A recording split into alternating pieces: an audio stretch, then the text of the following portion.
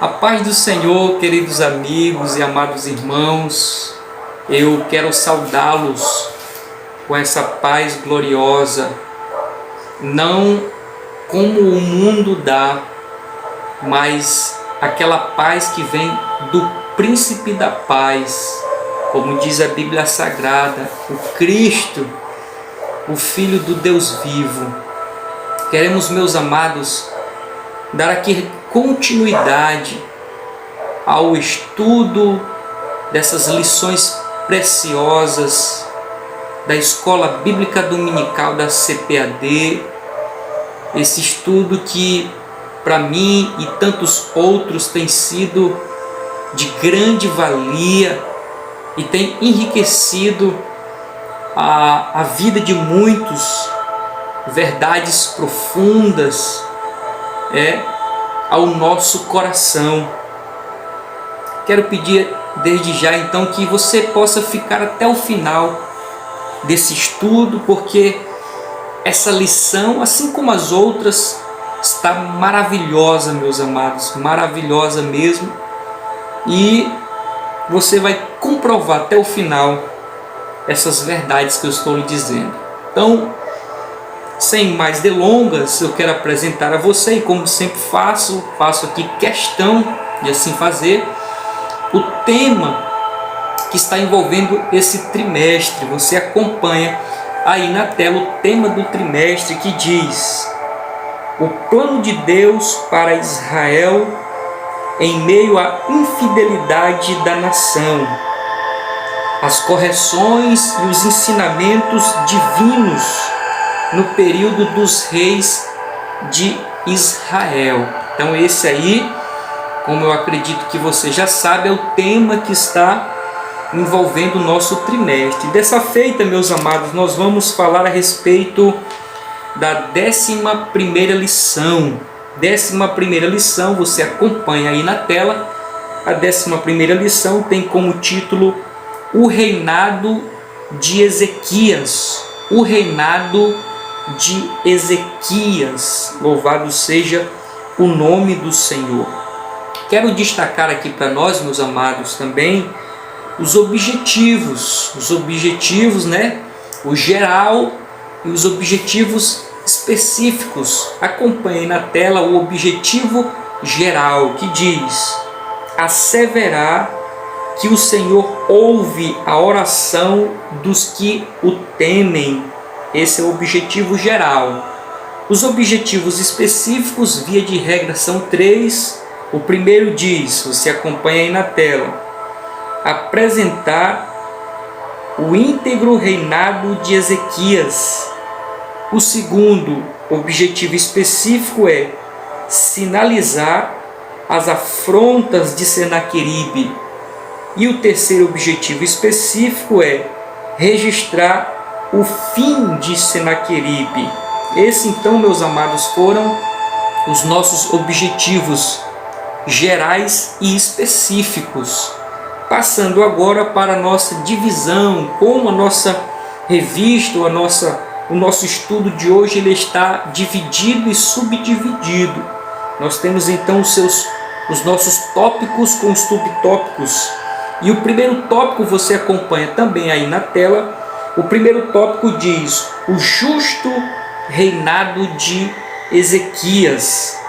O primeiro subtópico é um rei reformista.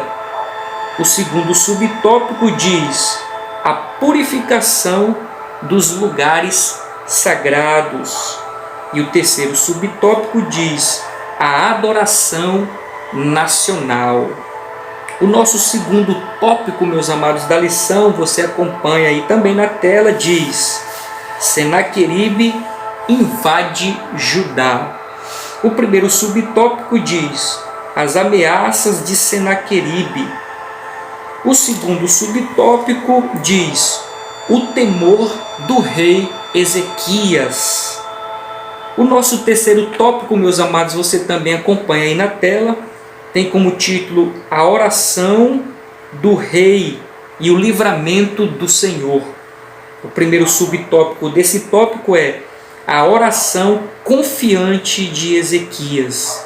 O segundo subtópico diz: Deus confronta o rei. Louvado seja o nome do Senhor. Esse aí então são os nossos tópicos com seus subtópicos. E eu também deixo aqui registrado, meus amados, o nosso texto áureo. O nosso texto áureo, você acompanha aí na tela, ele está em 2 Reis, capítulo 18, versículo 5, abre aspas, diz: No Senhor, Deus de Israel, confiou, de maneira que depois dele não houve seu semelhante entre todos os reis de Judá, nem entre os que foram antes dele. 2 Reis, capítulo 18, versículo 5. Louvado seja o nome do Senhor. Você acompanha também, meus amados, a nossa verdade prática. Veja aí na tela.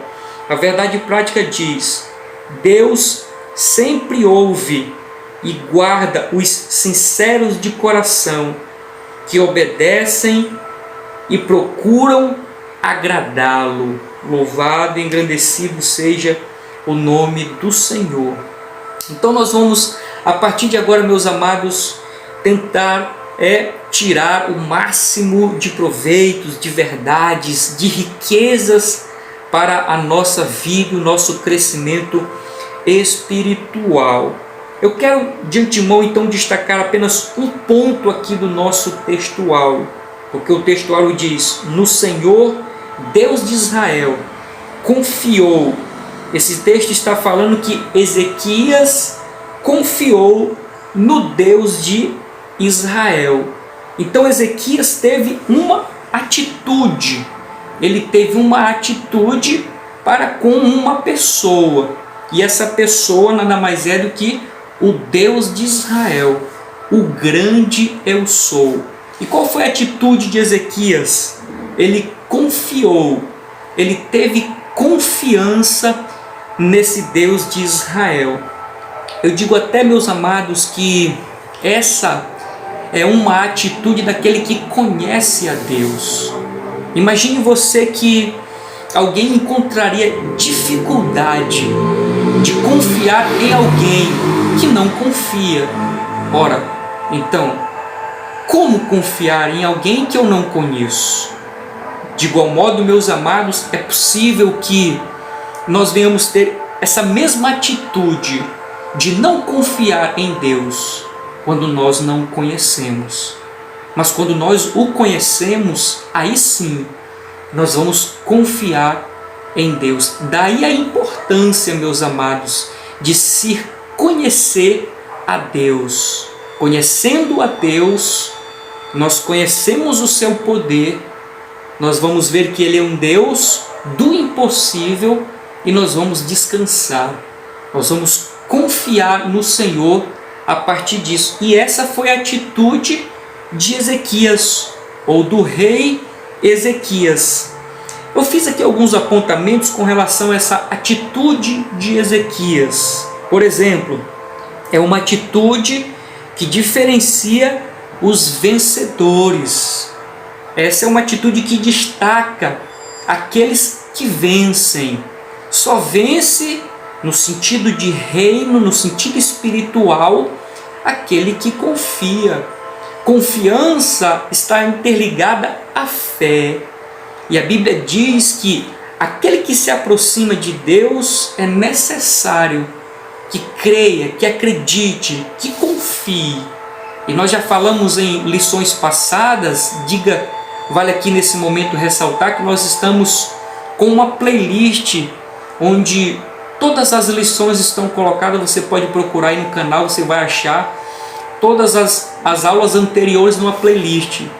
E numa dessas aulas anteriores nós falamos a respeito da fé. Sem fé é impossível agradar a Deus. Porque imagine, meus amados, como ficaria o coração de Deus sabendo que alguém não confia nele. É como se estivéssemos dizendo que Deus não tem capacidade para nos abençoar. É como se nós estivéssemos dizendo que Deus não tem poder para agir quando nós não o confiamos nele. Então é necessário nós confiarmos, nós cremos. E essa confiança é uma atitude daqueles que vencem. Por isso eu deixei aqui destacado, né? Aquele que vence é aquele que confia no Senhor. Confiando no Senhor, é certeza, meus amados, de que teremos uma resposta da parte de Deus. Um outro apontamento que eu trouxe aqui para nós, meus amados, você pode ver aí conosco, é uma das maiores dificuldades nossa. O apontamento que eu coloquei aqui, o primeiro é que a confiança ou confiar no Senhor é uma atitude dos vencedores. Mas ao passo que essa atitude de confiar é para os vencedores, nós vamos ver aqui também que essa é uma dificuldade nossa, do ser humano, em confiar, em crer, acreditar. Por que eu coloquei aqui ainda como orientação para nós? Porque o ser humano ele tem essa dificuldade de confiar em Deus, de crer em Deus, de esperar em Deus, porque nós somos imediatistas. Nós somos aqueles que querem as coisas de imediato, de pronto. Nós queremos as coisas para ontem. Então está inserido aí a questão do não conseguir confiar. Porque nós sabemos, meus amados, que Deus ele não somente tem uma vontade que difere da nossa, mas nós cremos também que Deus ele tem um tempo diferente do nosso. E eu consigo ver essa diferença, meus amados, em relação até à própria ação do inimigo. Por que eu digo isso? Porque a Bíblia diz que o adversário veio matar, roubar e destruir. E Deus ou Jesus veio para dar vida e vida com abundância. Está aí, bem estabelecido. Está bem claro qual é a função ou missão de cada um. O inimigo, na sua missão, ele concede coisas às pessoas que eles não estão preparados para receber. De maneira que uma bênção passa agora a ser uma maldição. Por quê? Porque a pessoa não estava apta, a pessoa não estava preparada para receber aquela bênção. Então o inimigo, sabendo disso, ele concede de maneira que vai trazer atrapalhos para a vida daquela pessoa. E Deus? Deus não. Deus tem um tempo de aperfeiçoamento. Deus ele tem um tempo de aprimoramento. Nesse tempo Deus vai trabalhando a pessoa, vai trabalhando em nós para quê?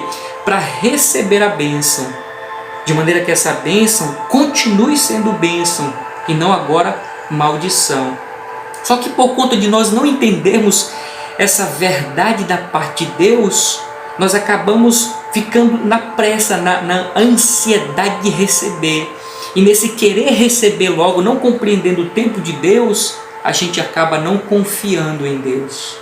É por isso que eu coloquei que esse ponto aqui é uma das dificuldades nossas, né?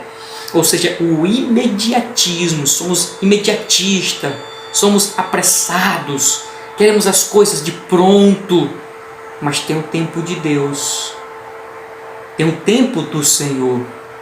E nós precisamos, meus amados, aprender esta verdade, que Deus tem um tempo, e nesse tempo Ele nos prepara para receber. Mas nesse tempo que Ele está nos preparando, é o tempo em que nós estamos confiando.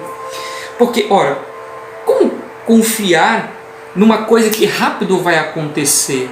Só confia, uma atitude de confiança é quando tem um lapso de tempo. Aí a pessoa passa a confiar. Nesse tempo a pessoa está confiando, esperando, crendo, acreditando.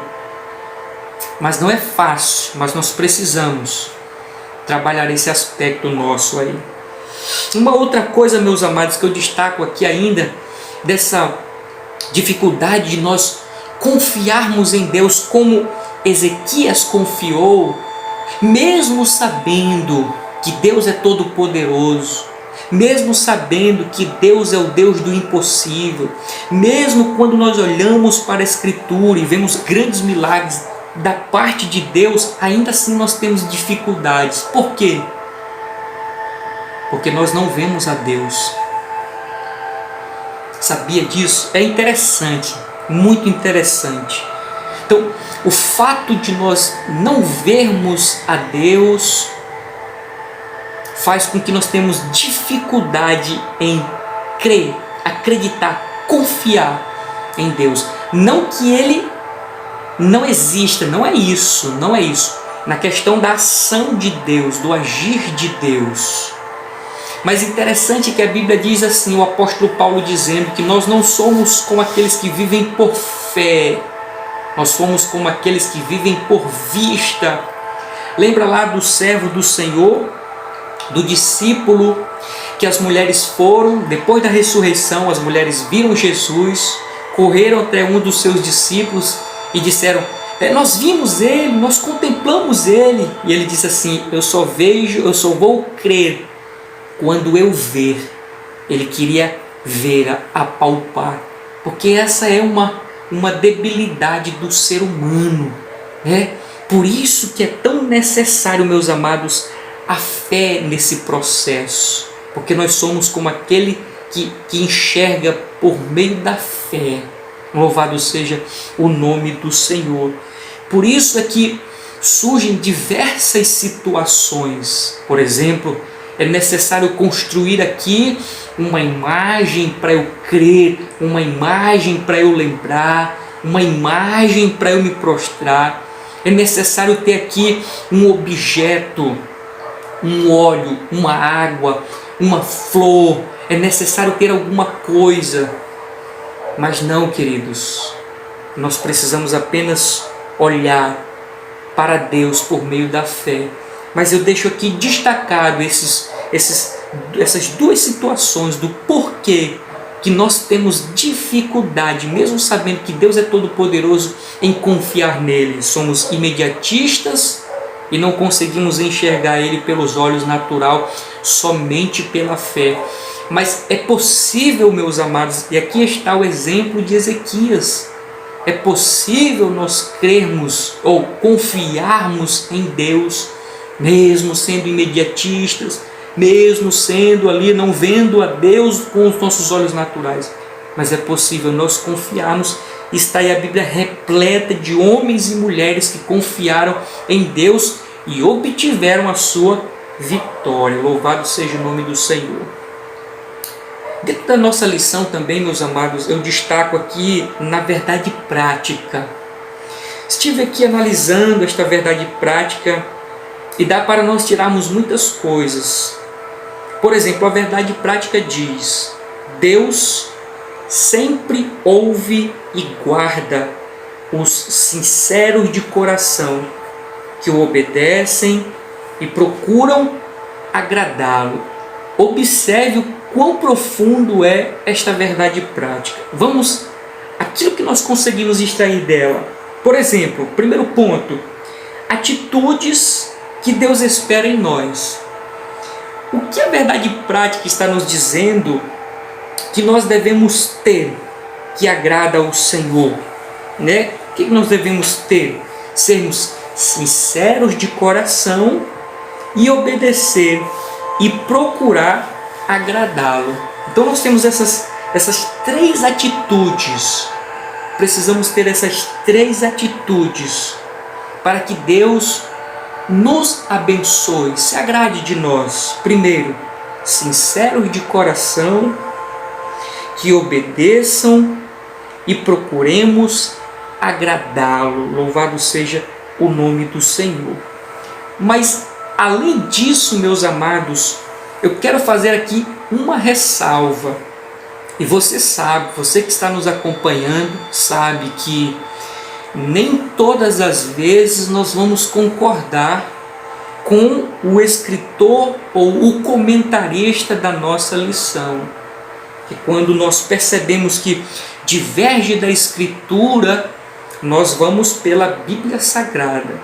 Observe comigo o que diz a verdade prática. Deus o quê? Deus sempre ouve e guarda. Então observe o que a verdade prática está nos dizendo. Deus sempre, ou seja, não tem algum momento em que Ele não escute, não ouça. Deus sempre ouve e guarda os sinceros de coração. Eu destaco aqui o primeiro ponto.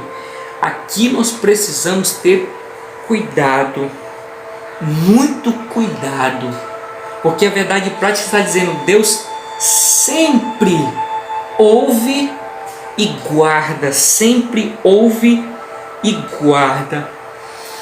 Mas será que isso é verdade? Que Deus ele sempre ouve e sempre guarda? Será que é verdade?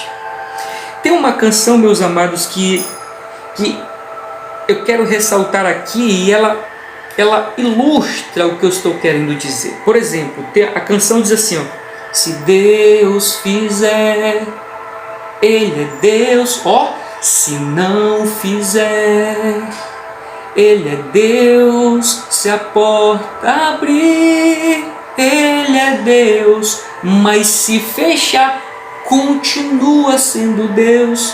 Nem sempre a porta vai estar aberta. Num determinado momento, ela pode fechar.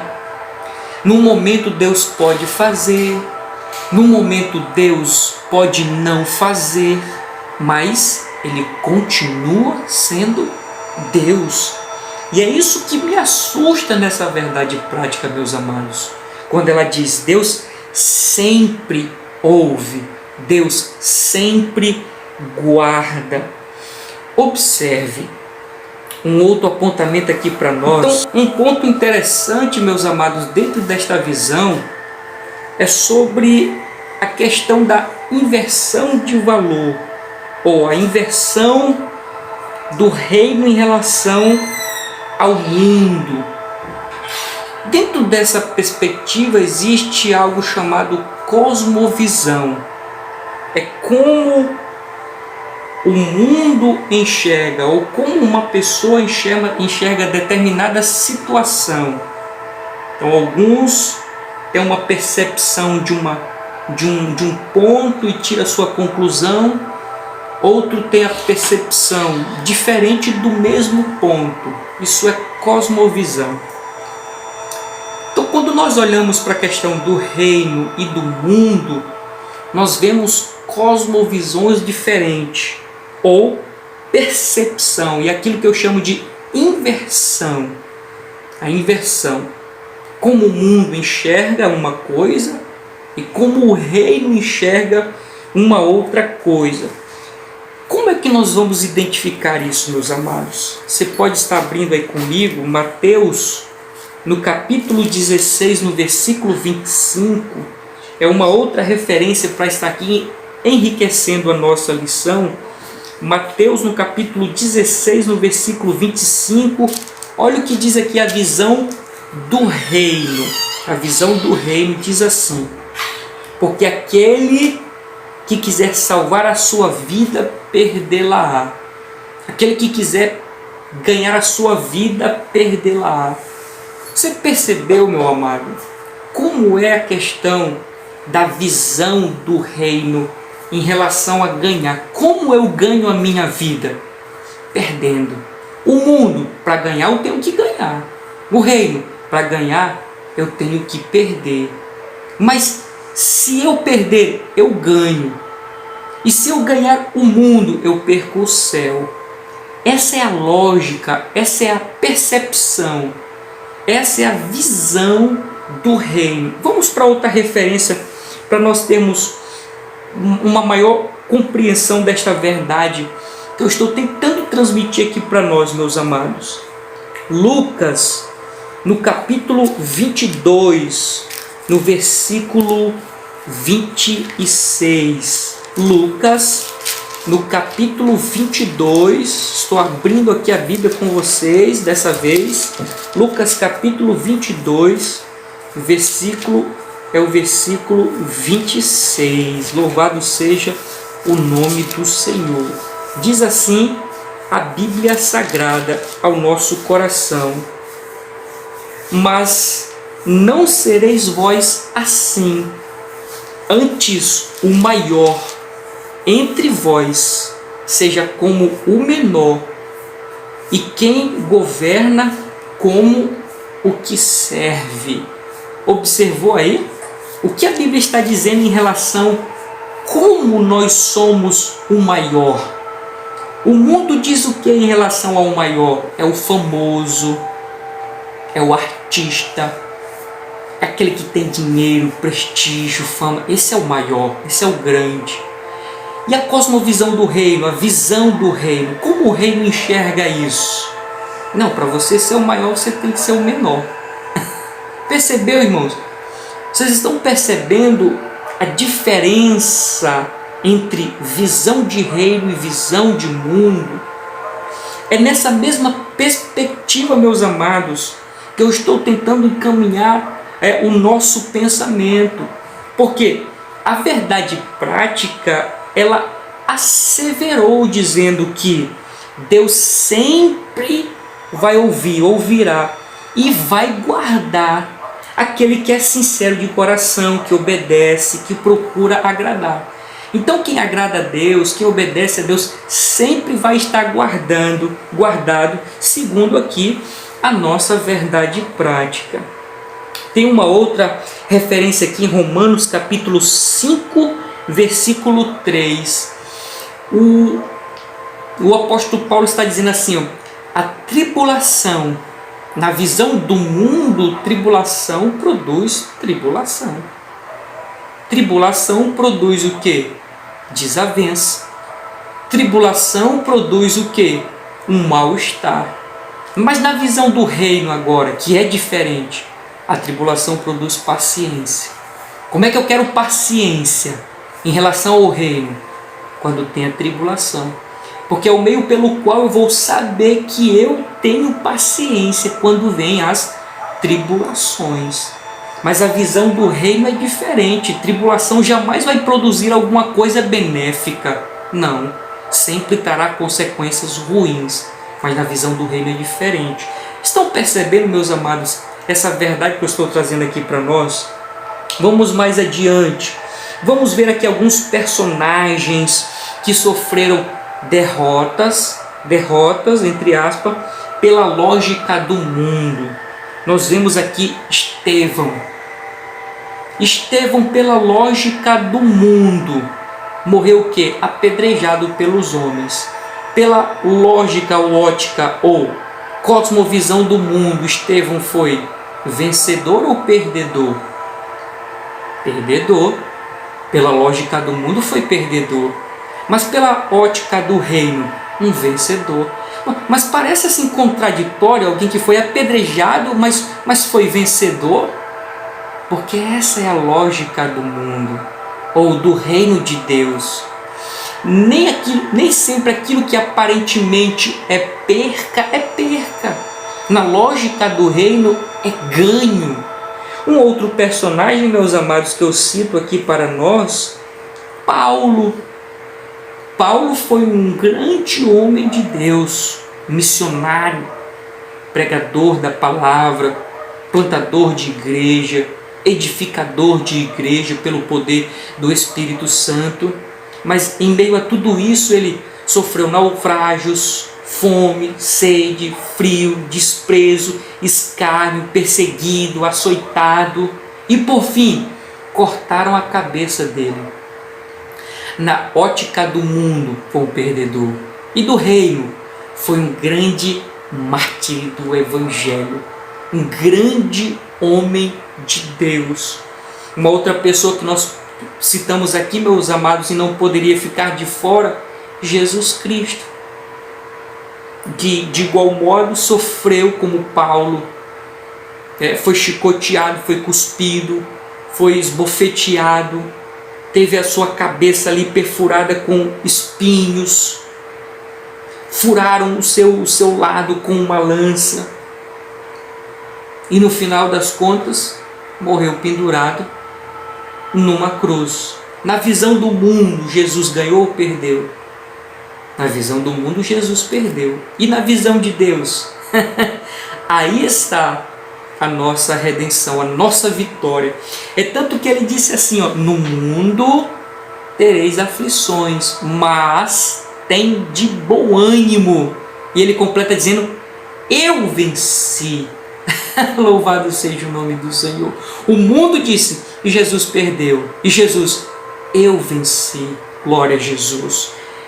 Eu espero, meu amado, minha irmã, meu irmão, que você que está vendo esse estudo esteja compreendendo essa verdade que eu estou querendo trazer aqui para nós. Continuando ainda dentro da verdade prática, diz assim, Deus sempre ouve e guarda. Então, quando a verdade prática diz, Deus sempre ouve e guarda, mas qual perspectiva? Na perspectiva do mundo ou na perspectiva de Deus, do reino? Se for na perspectiva do mundo, eu sempre vou ser o cabeça. Eu não posso sofrer, eu não posso padecer, eu não posso passar tribulações, eu sempre tenho que estar vencendo e vencendo e vencendo. Essa é a visão do mundo. E a visão do reino? Não, ainda que eu passe por tribulações, Deus está comigo. Deus está me abençoando. Então, meus amados, nem sempre Deus vai nos guardar pela perspectiva do mundo, mas Ele vai nos guardar pela perspectiva do reino, porque ainda que esteja morto, viverá. Essa é a perspectiva do reino, tá bom, meus amados? Então, eu concluo dizendo aqui que de fato nós vamos ter aflições, e pode ser que Deus não nos guarde pela perspectiva do mundo, mas nos guarde pela perspectiva do reino, que é a garantia da nossa salvação, a morada eterna nos céus. Amém? Nós vamos agora para a introdução da nossa lição, que diz: o reinado de Ezequias foi um dos melhores de Judá. Seu governo foi reto, justo, honesto e agradável aos olhos de Deus. Ele fez importantes reformas no culto e na adoração. A partir da destruição dos ídolos de Judá, restaurou todo o sistema religioso, e o que culminou num grande avivamento para o povo de Deus. Louvado seja o nome do Senhor. Então está a nossa introdução, dizendo que este homem de fato foi um homem que fez uma reforma. Se ele fez uma reforma é porque algo estava deformado, e é o que nós vamos ver agora. O nosso primeiro ponto diz: o justo reinado de Ezequias. Por que justo? Porque enquanto os que foram passados, reinava a injustiça, os ricos cada vez mais ricos, os pobres cada vez mais pobres, não tinha ali justiça alguma. O que reinava era a injustiça, o que reinava era a idolatria, o que reinava nos reinados passados era o virar das costas para Deus, o abandono de Deus. Deus permite com que Ezequias seja levantado e ele reforma tudo, colocando nos seus devidos lugares, que é o que nós vamos passar a ver agora. O primeiro subponto, meus amados, diz: um rei reformista, e diz: Ezequias instaurou uma ampla renovação espiritual do povo de Deus em Jerusalém. Reuniu os sacerdotes e os levitas e lhes pôs uma nova aliança com Deus. Esta aliança incluiria o quê? Uma reforma radical no comportamento e na espiritualidade do povo. O rei mandou destruir os altares pagãos, reabriu as portas do templo, porque significando então que estavam fechadas, não tinha culto, não tinha reuniões, não tinha adoração a Deus. Reestabeleceu as ofertas e os sacrifícios, reinstituiu os ofícios sacerdotais e ainda celebrou a Páscoa. A despeito de tudo isso, o que mais se destaca nas atitudes de Ezequias é que ele se chegou ao Senhor e não se apartou de após ele, e guardou os seus mandamentos que o Senhor tinha dado a Moisés. Bendito seja o nome do Senhor. Então, conforme essas reformas que o rei Ezequias fez, nós temos uma leve compreensão, meus amados, do quão distante aquele povo estava de Deus, do quão longe, do quão afastado, do quão mortos espiritualmente eles estavam em relação a Deus. Uma decadência espiritual total. Culto não tinha, celebrações não tinha, Páscoa não tinha, ofertas, sacrifício, adorações não tinham. Eles estavam em uma grande decadência espiritual total, que abrangeu ali todo aquele povo. E, diga-se de passagem, lamentável, muito lamentável ao ver a situação espiritual que esse povo, o povo de Deus, agora estava inserido. Louvado seja o nome do Senhor. Mas aqui no final dessa leitura que eu fiz, diz assim, a despeito de tudo, isso é o que mais se destaca nas atitudes de Ezequias, é que ele se achegou ao Senhor e se apartou de após, e não se apartou de após ele, e escute, e guardou os mandamentos que o Senhor tinha dado a Moisés. Qual é a observação que eu faço aqui para nós? Só por meio da palavra é possível uma reforma. Louvado seja o nome do Senhor.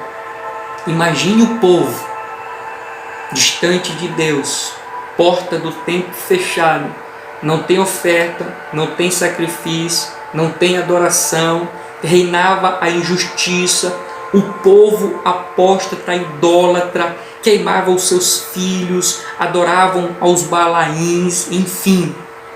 Só que agora surge Ezequias, e qual o mecanismo, seja assim nós poderíamos dizer, qual foi o mecanismo que ele se utilizou?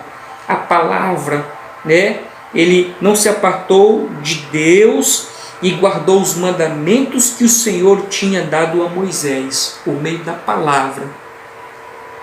É só por meio da palavra é possível ter uma reforma, seja no sentido individual, seja no sentido de uma igreja, seja no sentido de uma nação, seja no sentido do mundo. Só assim é possível haver uma reforma. De outra maneira é impossível haver uma reforma. Porque a Bíblia, a palavra de Deus, ela é a pura verdade, a única verdade. E só por meio da verdade que é possível alcançar uma reforma. Nós vamos ver algumas coisas mais para frente daqui a pouco, meus amados, com relação a isso. Continuando aqui a leitura, ainda no primeiro subtópico, diz assim: assim, o rei Ezequias tinha um coração disposto a fazer a vontade de Deus no reino de Judá. Por isso ele reuniu os sacerdotes, demais levitas e lideranças para reconhecer o verdadeiro estado pecaminoso da nação. Ezequias tinha um coração quebrantado e por isso foi reformista. Louvado seja o nome do Senhor. Então nós vemos que mesmo que a nação estivesse ou estava corrompida, a liderança é a porta de entrada para seja para a bancarrota espiritual, seja para o erguer espiritual. Nos reinados passados, eles foram a espécie de instrumento para a bancarrota.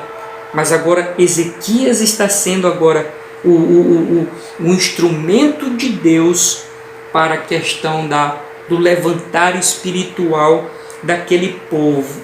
Veja só, querido amigo, uma referência que eu trago aqui para nós, 2 Pedro capítulo 2.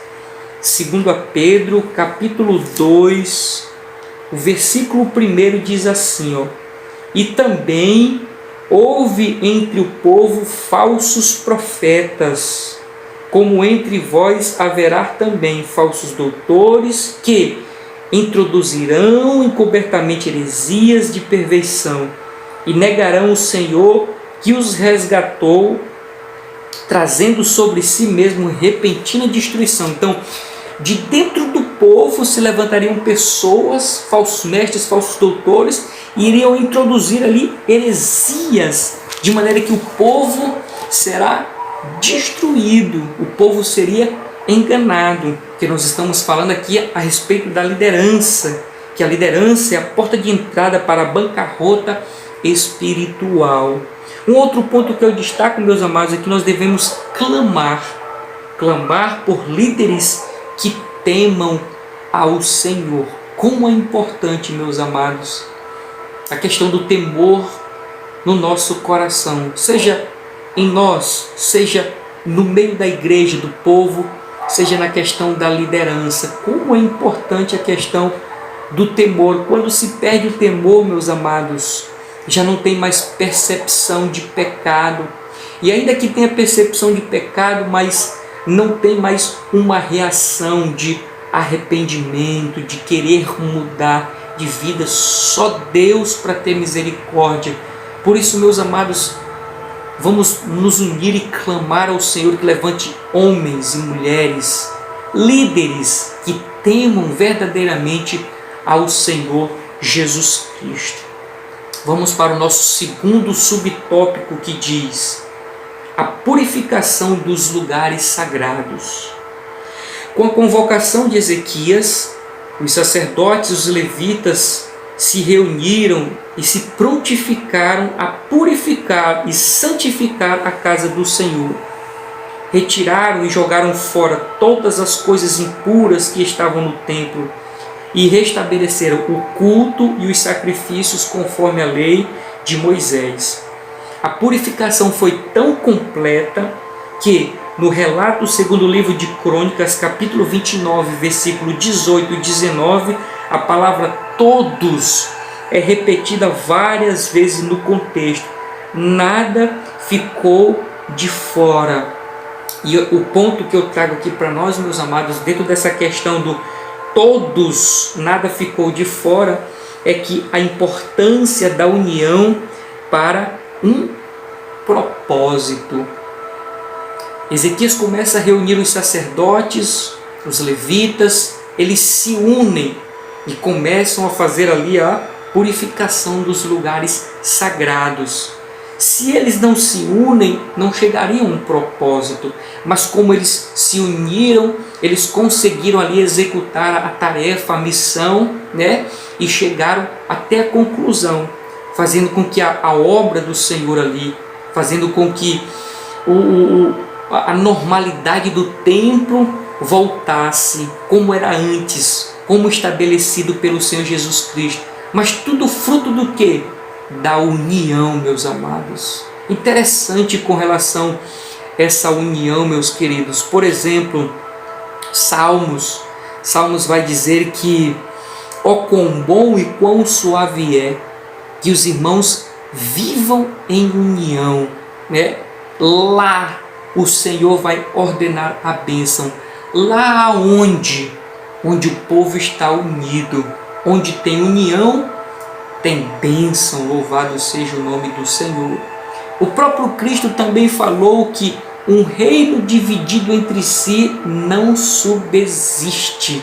Não tem como chegar a um lugar, se um está puxando para um lado, o outro está puxando para o outro, não tem como chegar num acordo assim. Mas quando todos estão unidos, olhando para um ponto, para um propósito, aí sim vai dar muito certo. Então, a união, todos se unindo para um propósito. Foi assim que aconteceu, de maneira que houve purificação dos lugares sagrados.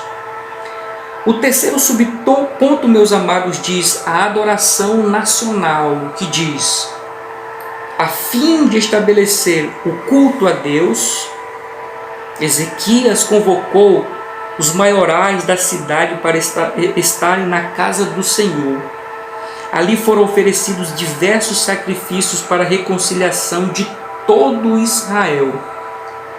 Foi nesse momento de muita comoção que o rei, seus assessores e toda a congregação de Israel se prostraram diante do Senhor. Que cenário maravilhoso! Uma nação inteira se prostrando e adorando aquele que é digno de toda glória, honra e louvor. Além de toda a reforma, Ezequias também mandou celebrar a festa da Páscoa, que há muito tempo não se via. Todos foram convidados a participar, inclusive os da tribo do norte. Olha como interessante, houve um grande ajuntamento de pessoas em Jerusalém. Depois Ezequias, os sacerdotes e os levitas oraram pela cura e santificação do povo. A convocação do rei Ezequias ao povo para a santidade, adoração a Deus e amplas reformas espirituais ocasionou um dos maiores avivamentos do Antigo Testamento. Houve um impacto espiritual tão grande que, ao voltar para casa, o povo destruiu as estátuas dos falsos deuses, rompeu com a idolatria. Deus ainda levanta líderes para promover verdadeiras reformas espirituais. Louvado seja o nome do Senhor. Um tópico um tanto quanto grande, mas quero trazer aqui os nossos apontamentos, meus amados.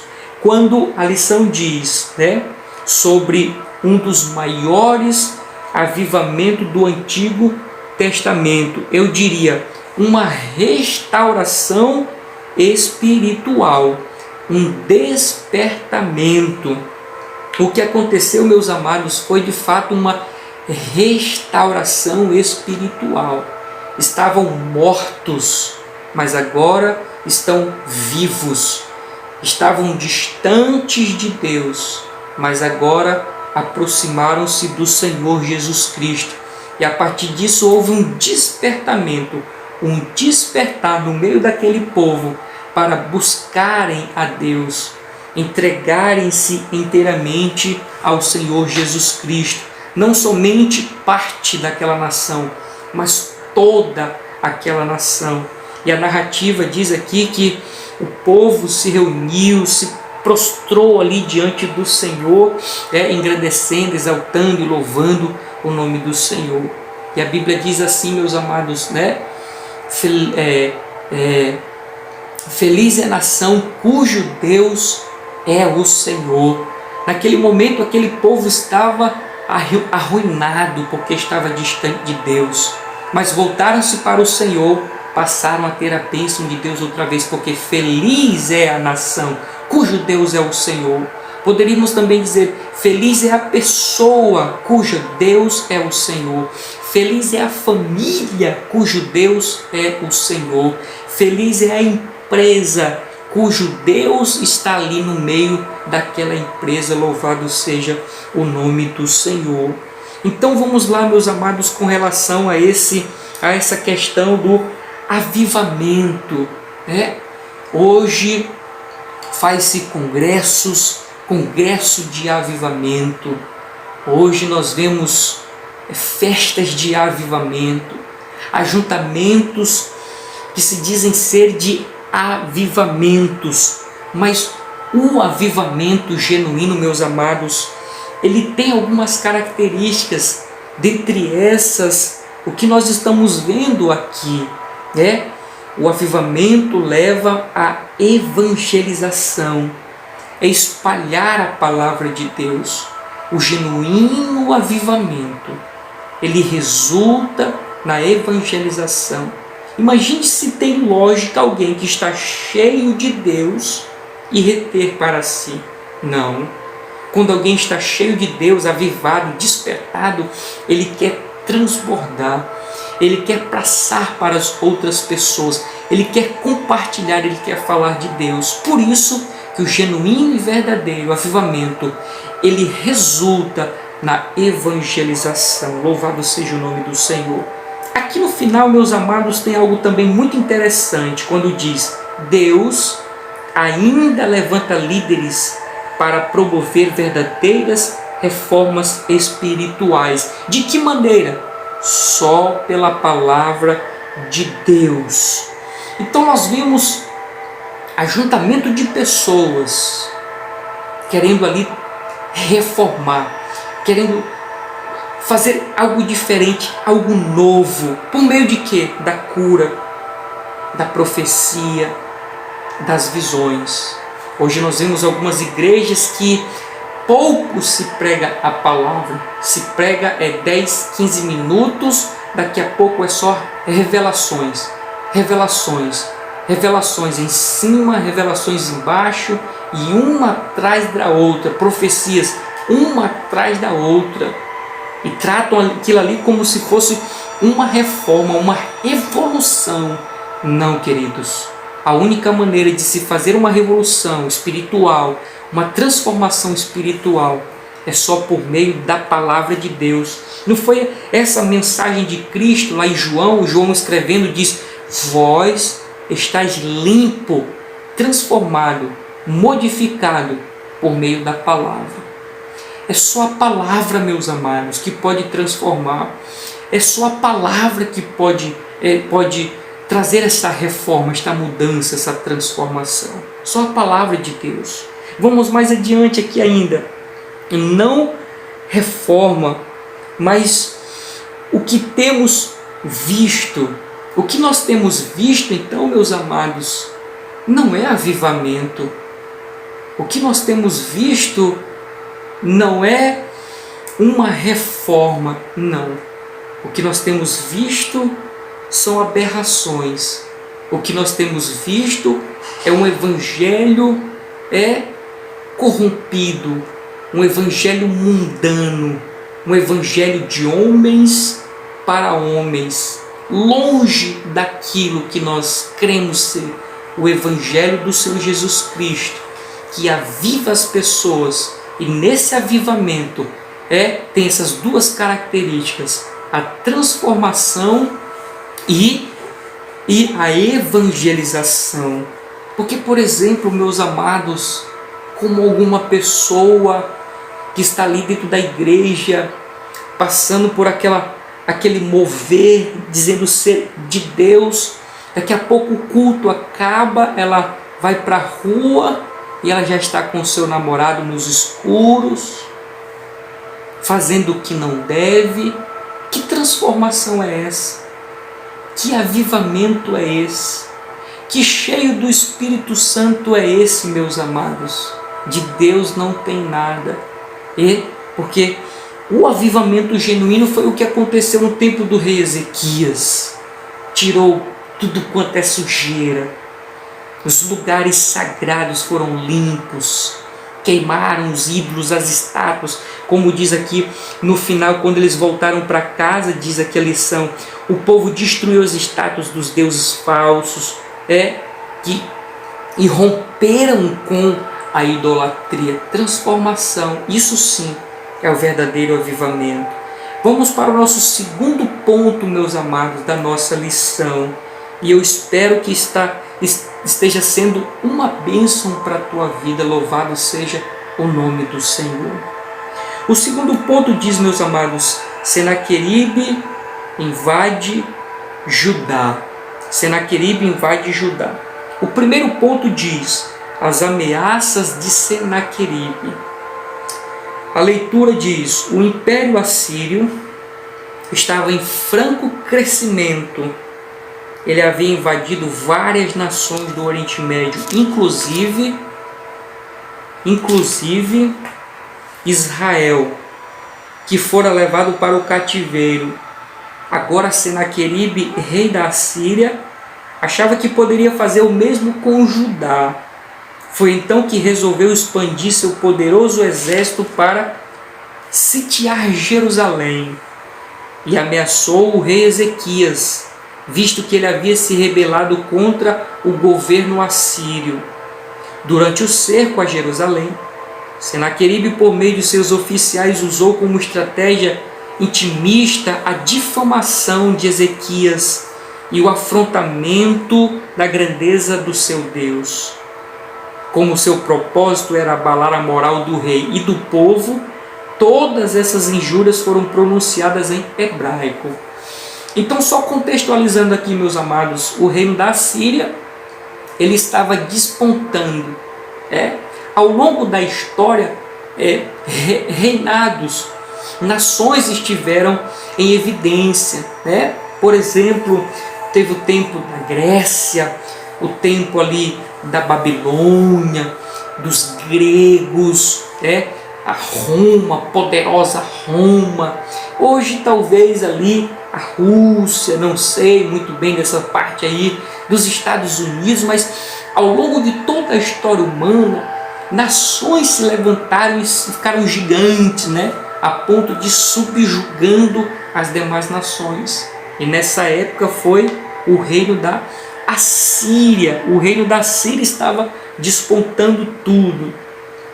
E chega ao ponto agora deles querer sitiar Jerusalém, achando que pelo fato de terem conseguido com as demais nações, iriam conseguir agora com Jerusalém.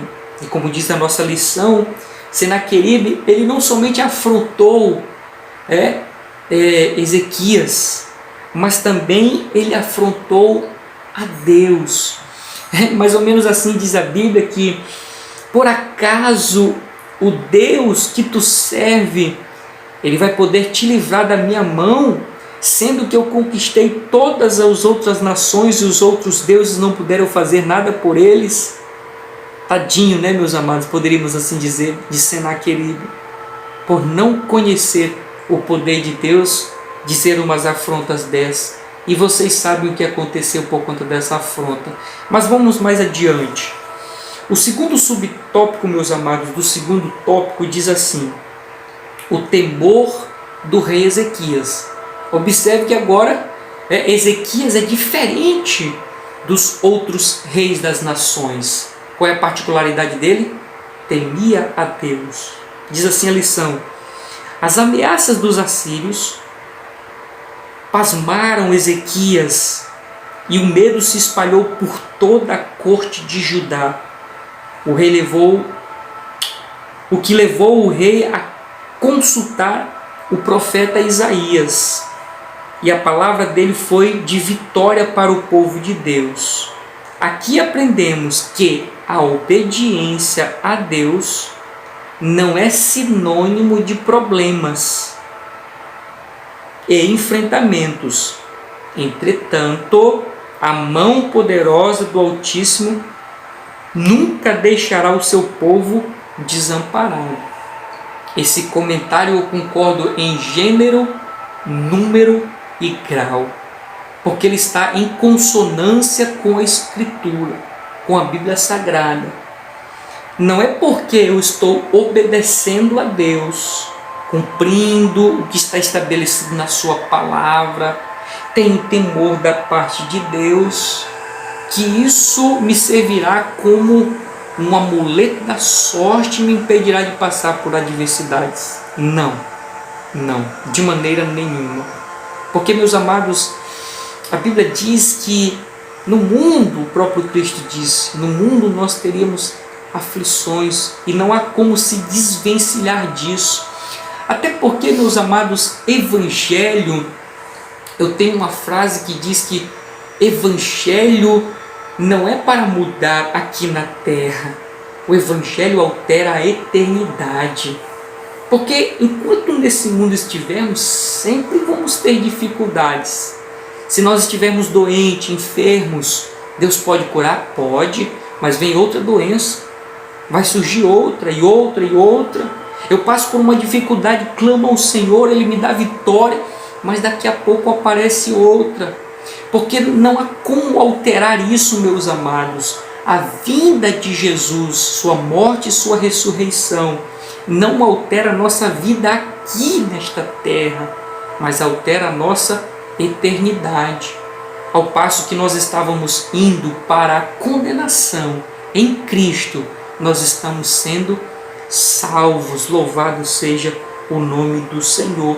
Mas infelizmente, meus amados, não estou aqui querendo achar culpados, mas nós temos sim uma igreja infantilizada, uma igreja fragilizada, uma igreja inconstante, sem firmeza espiritual, uma igreja sem pulso, medrosa, uma igreja recuada, porque nos inseriram um evangelho muito triunfalista. Triunfalista eu digo no sentido do mundo, não no sentido do reino. Porque no sentido do reino nós padecemos, mas no céu nós alcançamos a nossa vitória. Isso é o evangelho de Cristo. Não conquistas, glórias aqui, mas conquistas e glórias na eternidade. Por isso nós estamos vivendo, meus amados, essa é a minha humilde e simples opinião, que a igreja ela está tão fragilizada por conta de líderes que fazem com que as pessoas amem este mundo, se apeguem a este mundo, e queiram vencer aqui neste mundo. Estamos vivendo tempo, meus amados, onde muitos líderes, se pudessem trazer o céu para esta terra, eles poderiam, porque eles não querem deixar esta terra. Mas interessante, como a Bíblia é extraordinária, ela diz assim, o Espírito e a noiva dizem o quê? Vem, ou seja, alguém que está desejoso em querer estar com Cristo. Louvado seja o nome do Senhor. Esta é a atitude da verdadeira igreja, meus amados, aquela que clama, aquela que deseja ir para o céu. Vamos avançar, meus amados, está gostoso aqui o estudo, está muito maravilhoso, mas vamos mais adiante, porque ainda tem algumas coisas aqui para nós. O nosso terceiro ponto da nossa lição diz assim: a oração do rei e o livramento do Senhor. O primeiro ponto diz: a oração confiante de Ezequias. Para intensificar ainda mais sua estratégia de medo, o rei assírio enviou cartas atrevidas e ameaçadoras ao rei Ezequias. A mensagem exigia a rendição de Jerusalém, mas o rei de Judá apresentou essas cartas diante do Senhor e orou fervorosamente. Nessa oração, Ezequias agradeceu a Deus e declarou sua soberania sobre tudo e todos, e apresentando as afrontas de Senaqueribe, e apresentando as afrontas de Senaqueribe, pediu ao Eterno que o livrasse daquele ímpio. Então, além de Senaqueribe afrontar com palavras, seja Ezequias, seja Deus, ele também mandou cartas, escreveu afrontando ali de todas as maneiras possíveis Ezequias. Ezequias então pega essas cartas e vai até Deus e apresenta a quem, meus amados? Aquele que tem uma resposta, aquele que pode trazer uma solução. Ele não sai espalhando para qualquer um, ele não sai expondo o seu sentimento para qualquer um, não, ele vai à pessoa certa. Hoje, meus amados, eu vejo uma falha, um erro muito grande de pessoas que aproveitam as redes sociais, os seus stories, os seus status ali, e começam a colocar como estão se sentindo. Estou assim, estou assado, estou cozido, estou sofrendo, estou padecendo. como ali tentando chamar a atenção de alguém, né? Alguém que possivelmente não fará nada a não ser trazer algumas palavras e só. E se esquecem de apresentar como Ezequias diante de Deus. A Bíblia diz: entra no teu quarto, fecha a porta, e no secreto Deus te ouvirá. Conte, meu amado, minha irmã em Cristo, conte sua dor a Deus, que Ele é quem verdadeiramente tem uma resposta para a nossa busca, para aquilo que nós estamos necessitados. Vamos mais adiante, meus amados, aqui com a nossa leitura, que diz aqui ainda dentro desse ponto, um apontamento que eu coloquei aqui diz: o caminho da vitória do povo passado é o mesmo pelo qual nós encontramos a vitória. Qual? A oração. Ezequias não somente apresentou a pessoa certa, mas ele trilhou o caminho certo, o caminho da oração. Lucas, no capítulo 18, versículo 7, nós vemos Deus dizendo assim, que Deus não faria justiça aos seus escolhidos que clamam de dia e de noite. É Jesus ali contando uma parábola do juiz iníquo, um juiz mau, e uma mulher ali pedindo atenção daquele juiz, e ela, de tanto insistir, ele decide abençoar ela. E Jesus disse: por acaso Deus não faria justiça se esse juiz iníquo atendeu o pedido daquela mulher? Por acaso Deus, que é justo, não faria justiça aos seus filhos quando pedirem, ou seja, quando orarem de dia e de noite? Qual é o caminho da vitória, meus amados? A oração.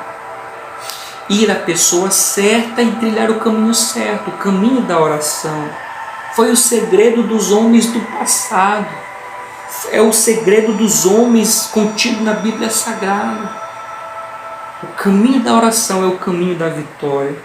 Vamos mais, meus amados, para frente. Tem mais alguns pontos aqui para nós. O segundo subtópico diz: Deus conforta o rei. Deus usou o profeta Isaías para confortar o rei Ezequias e mostrar que estava com ele. Como é bom, né, meus amados, quando nós recebemos uma resposta de Deus. É maravilhoso, muito maravilhoso. Mas não significa que no silêncio de Deus Ele não esteja trabalhando ao nosso favor. Alguém até ousa em dizer que Deus, quando nós estamos numa prova, Deus é como um professor que está em silêncio. Mesmo o professor em silêncio, mas ele está dentro da sala. Assim também é Deus. Mesmo em silêncio, Ele está trabalhando. Nesse caso agora, houve uma resposta da parte de Deus para Ezequias, que agora até então estava aflito, né? Estava com medo, receioso, mas ele recebe a resposta de Deus. Continuando, meus amados, diz assim: o Senhor disse que tinha ouvido as orações do rei a respeito do atrevimento de Senaqueribe. Aquele ímpio havia afrontado e blasfemado o verdadeiro e único Deus. Ele achava, Senaqueribe, que Deus era como os outros deuses das nações. Deuses esses como locubrações da mente humana. Deuses esses que a mente humana criou, nada mais do que isso. Mas agora o Deus de Senaqueribe não é um Deus criado pela mente dele, mas um Deus que criou a mente de Ezequias. Não somente criou a mente de Ezequias, mas criou o universo no poder da sua palavra. Louvado seja o nome do Senhor. Continuando, meus amados, aquele ímpio havia afrontado e blasfemado o verdadeiro e único Deus. Naquela mesma noite, sem que Ezequias usasse qualquer arma, o Senhor dos Exércitos lhe deu livramento. Um anjo do Senhor foi enviado por Deus e matou de uma só vez 185.000 assírios. O fim de Senaqueribe não poderia ser mais trágico. Foi assassinado pelos próprios filhos. Que final trágico, meus amados. Que final trágico. Mas o que deixo aqui registrado é essa forma pelo qual Deus deu vitória para Ezequias. Matou 185.000 assírios, soldados, sem que Ezequias levantasse uma sequer espada. Tem um texto interessante, meus amados, em Tiago, no capítulo 1, versículo 20, quando fala sobre a questão da ira.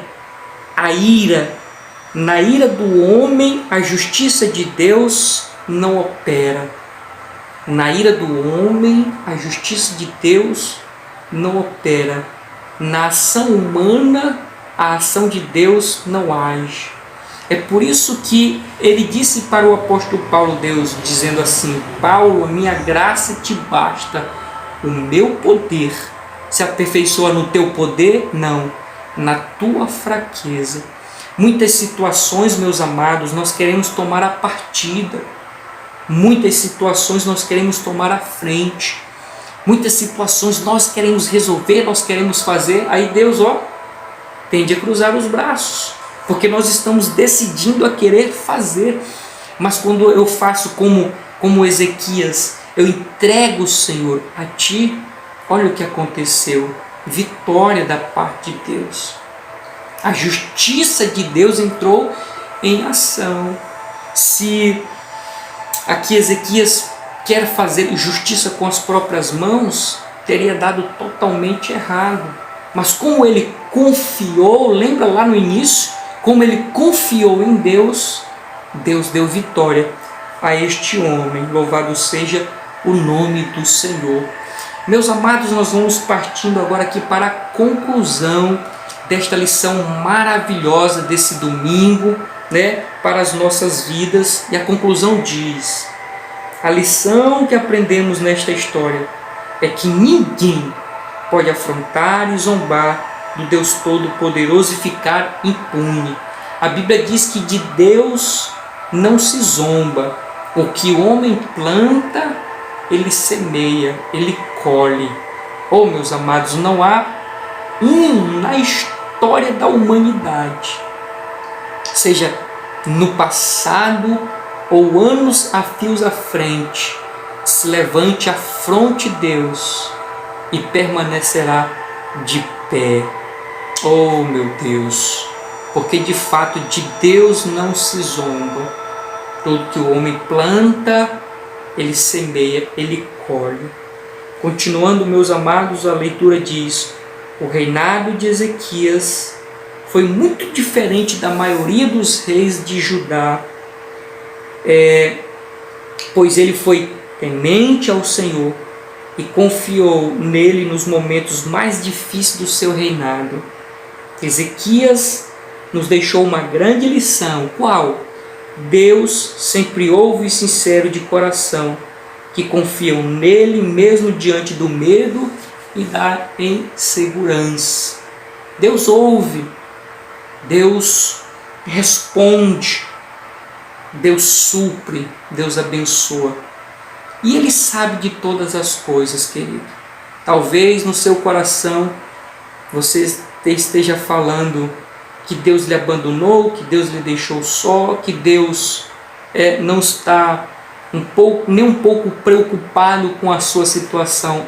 Lê do engano, querido. Deus sabe, palmo a palmo, de todas as coisas. E Ele sabe do momento difícil que você tem passado. Não seja ali impaciente, mas seja paciente. Espere no tempo de Deus. E a resposta do Senhor, para a glória e honra do Senhor, assim virá para todos sempre. Amém. Essa é o final da nossa história, meus amados, desta lição maravilhosa, deste domingo, né? Esperamos em Deus que tenha sido de grande valia e enriquecimento, seja para você, aluno da escola dominical, seja para você, professor da escola dominical, como um subsídio, né? Ali nos comentários, para o seu crescimento pessoal e que tudo resulte para a glória do Senhor Jesus Cristo. É um pedido aqui do seu servo nesse momento. Nos abençoe, você compartilhando este vídeo, você dando o seu like, comentando, você se inscrevendo no nosso canal. Você está nos ajudando, você está sendo um financiador desta obra, de maneira que assim nós possamos continuar, né, com este trabalho e assim outras pessoas também sejam abençoadas. Tá aí um QR Code, você pode apontar aí e nos abençoar com qualquer valor que esteja ao seu alcance, será bem-vindo. Que Deus abençoe, tenha um bom dia, uma boa tarde, uma boa noite ou uma boa madrugada, em nome de Jesus. Amém e amém.